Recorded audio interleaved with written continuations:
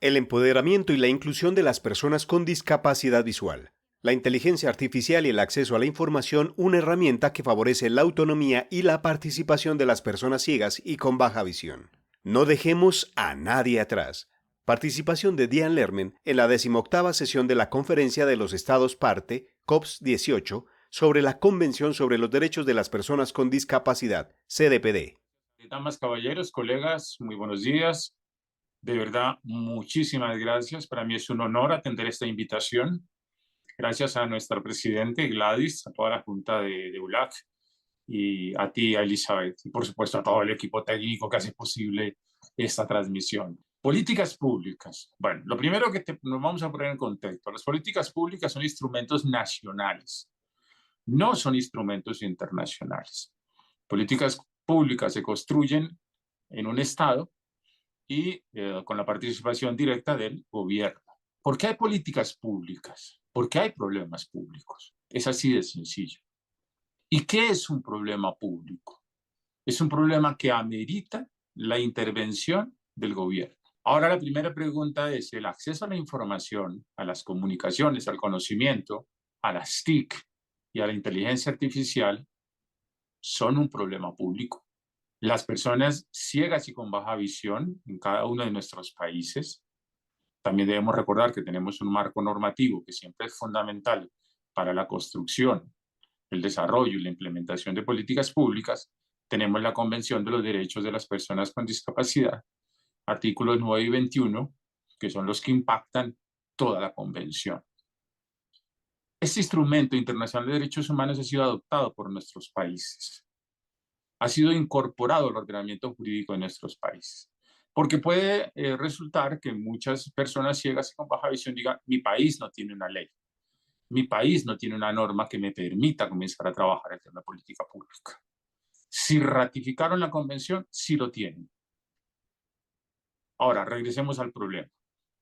El problema de acceso a la información, a las comunicaciones, a las TIC, a la inteligencia artificial, al conocimiento, de manera autónoma, independiente de las personas ciegas y con baja visión, ¿es un problema público o todavía está en la esfera privada? Todavía es un problema que muchos pensamos que afecta únicamente a la persona ciega o con baja visión en el ámbito de su familia, en el ámbito escolar, única y exclusivamente en el ámbito laboral.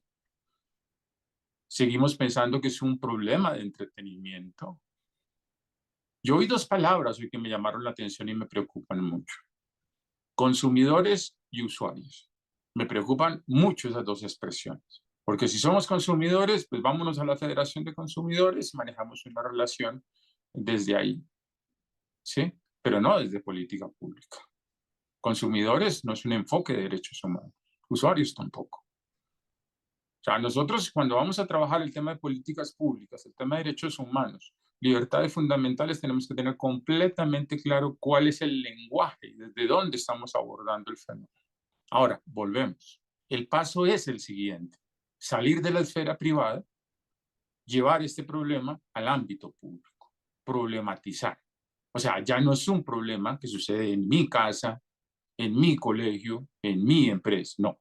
Ya es un problema que afecta a un grupo social, ¿de acuerdo? No a toda la sociedad.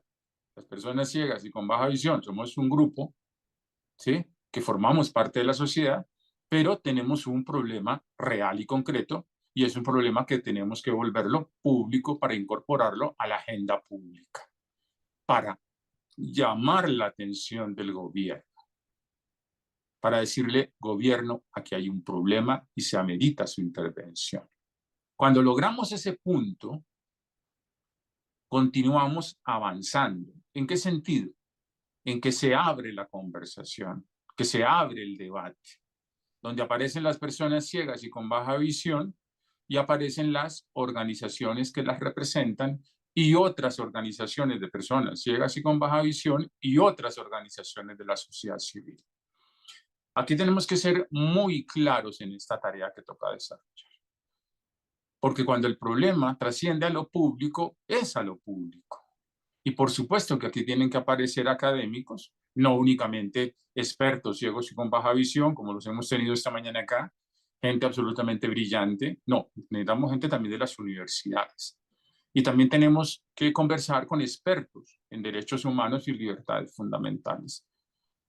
Y tenemos que sentar las bases de una idea muy clara de cuál es el problema real del acceso a la información, a las TIC, al conocimiento, a las comunicaciones de una manera autónoma e independiente, porque afecta la ciudadanía, afecta la capacidad legal, el ejercicio de la capacidad legal, de la capacidad jurídica. No únicamente es el tema de empleo y educación que son fundamentales, que son muy importantes. No, des en cuenta lo importante que pasa con esto. Y en algunos casos tiene que ver también con acceso a la justicia. O sea, aquí estamos hablando de persona humana, sujeta de derechos, que fue la gran conquista que nosotros tenemos con nuestra Convención de Naciones Unidas. Es alcanzar esa categoría, la de persona humana, no la de consumidor, no la de usuario, no. Por favor, no más con esas expresiones. Entonces, avanzamos. Aquí hay debate, no todo se resuelve con consenso, tienen que haber necesariamente disensos, hay distintas maneras de abordar el problema, hay distintas posibilidades de solución al problema, ¿sí? Hay dos grandes líneas de trabajo perfectamente identificadas. Hay quienes le apuestan fuertemente a todo el tema del desarrollo de software libre. Ese es un grupo muy importante, no lo podemos desconocer. Hay otro grupo que le apuesta a pensar que básicamente tenemos que trabajar como lo venimos haciendo con las multinacionales de las tecnologías de la información y las comunicaciones. Entonces ya vemos que tenemos dos líneas muy claras y muy definidas. Pero en política pública necesitamos eso, conversaciones, diálogo, para construir los acuerdos. ¿Qué más necesitamos? En un instrumento de política pública necesitamos los recursos humanos. Los recursos humanos. O sea, las personas que van a contribuir, ¿sí?, con la resolución del problema, ¿sí? O las personas que desde el gobierno van a impactar a través de este plan de acción que se llama política pública en la sociedad. Y por supuesto que en ese recurso humano están las personas ciegas y con baja visión. Los expertos en TIC, los que directamente manejan el software, manejan la aplicación, los desarrolladores, pero también los expertos en política. Los recursos económicos y financieros. La política pública sin recursos económicos y financieros es literatura, es poesía, no es política pública. Tiene que haber inversión pública para resolver los problemas. Y los recursos tecnológicos, porque tenemos que tener en nuestras manos la tecnología. ¿Sí? Tenemos que tenerla en nuestras manos. Tenemos que tener la posibilidad de desbaratarla, de romperla, de abrirla, de jugar con eso. ¿Sí? De romper el juguete, como nos decía el gran escritor francés Victor Hugo, ¿no? O sea, los niños rompen el juguete, no por hacer daño, no por hacer una picardía, sino porque quieren conocer, quieren saber qué hay adentro. Bueno, desde esa perspectiva es que yo hablo cuando hablo de romper la tecnología, abrirla, tenerla en mis manos, ¿sí? Apropiarnos del fuego sagrado de los dioses. Entonces, estos tres elementos son fundamentales. Por supuesto que la construcción de la política va a necesitar todo lo que tiene que ver con el desarrollo, la implementación, con las fases de monitoreo, con las fases de evaluación, por supuesto con las metas y con los indicadores. Con los indicadores. Cuando estamos hablando de acceso a la información, a las comunicaciones, al conocimiento, a las TIC y a la inteligencia artificial, ¿de qué estamos hablando? ¿Sí? ¿De qué estamos hablando? Estamos hablando de la autonomía y la independencia de la persona para tomar decisiones. O sea, ¿qué leo? ¿A qué horas lo leo? ¿Qué película quiero ver? ¿A qué horas voy al cine? Si la quiero ver en la televisión o en la tablet. ¿Sí? ¿Cómo preparo mi material para trabajo? ¿Cómo preparo mi material para clase? ¿Sí? de acuerdo con mi curiosidad, mi perfil, mi formación intelectual, ¿sí? ¿Qué busco para leer? Porque es lo que yo quiero leer, ¿sí? Pero adicionalmente, como señalaba, y como lo decía Natalia, esto tiene que ver con la participación en la vida pública. Y la participación en la vida pública no es únicamente la participación política desde la perspectiva de los mecanismos de participación electoral. No, va más allá porque pasa por la militancia en partidos políticos y pasa por el acceso a ser gobierno, a ser gobierno. O sea, es un derecho que es fundamental y lo deben garantizar los estados. Y como les señalaba, el acceso a la justicia y el acceso y el ejercicio de la capacidad legal de las personas ciegas y con baja visión. O sea, estamos hablando de un proceso y un fenómeno que es supremamente complejo. Claro, la política pública que tiene que ver con acceso a la información de personas ciegas y con baja visión comienza a tocarse, a encontrarse y tiene necesariamente que conversar con otros grupos y otros sectores de derechos humanos. Porque lo que es bueno para nosotros no siempre es bueno para los demás. Eso tenemos que tenerlo completamente claro. Y voy a hablar de dos fenómenos, ¿sí? Que son el reconocimiento facial y la ubicación geoespacial. Esto forma parte también del acceso a la información, ¿sí? La descripción de imágenes no es únicamente la descripción de fotografías, de video, de cine, ¿sí?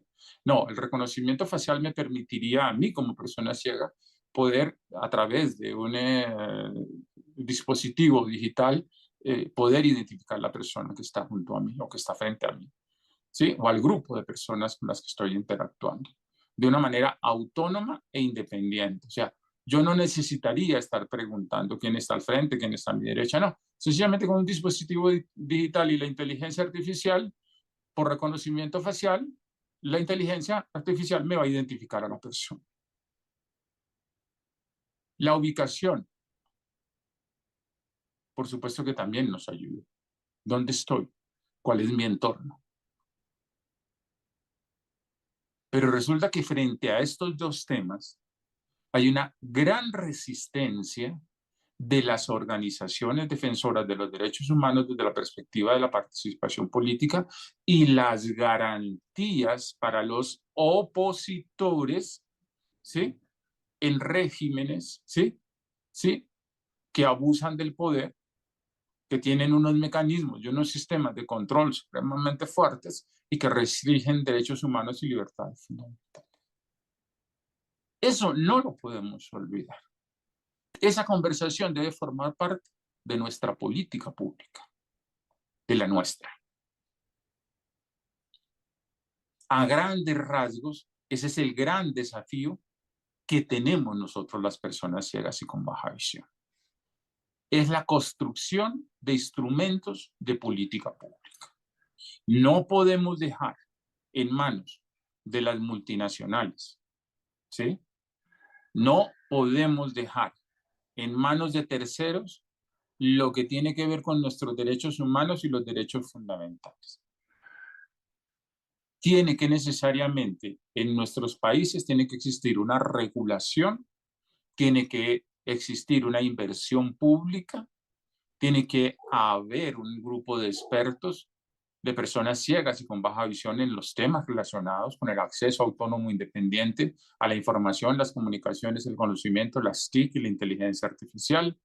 Y necesitamos trabajar fuertemente con distintos grupos y sectores sociales.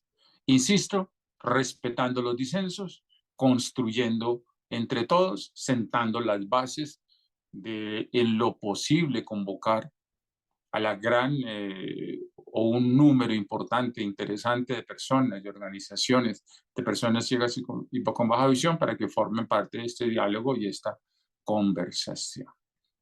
La política pública nos sirve para eso, para resolver problemas. En un tiempo determinado, por eso hablamos de un ciclo de política, con unos recursos económicos perfectamente claros, con una inversión pública perfectamente clara, con metas, indicadores, con los objetivos y con los mecanismos de evaluación. Así podemos continuar avanzando y seguir trabajando.